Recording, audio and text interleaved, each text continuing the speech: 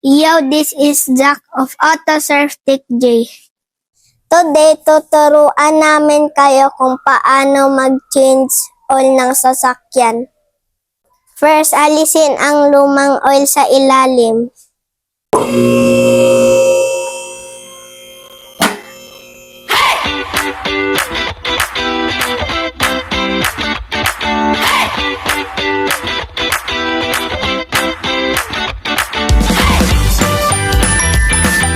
Next, palitan ng new oil filter.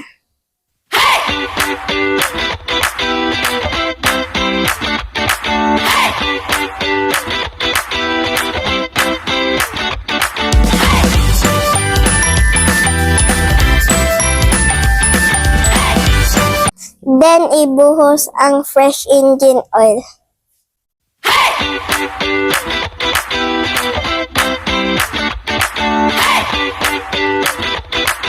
Lastly, i-check kung sakto ang level ng oil.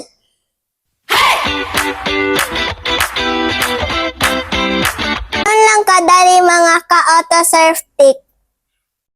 Don't forget to follow us for more car tips.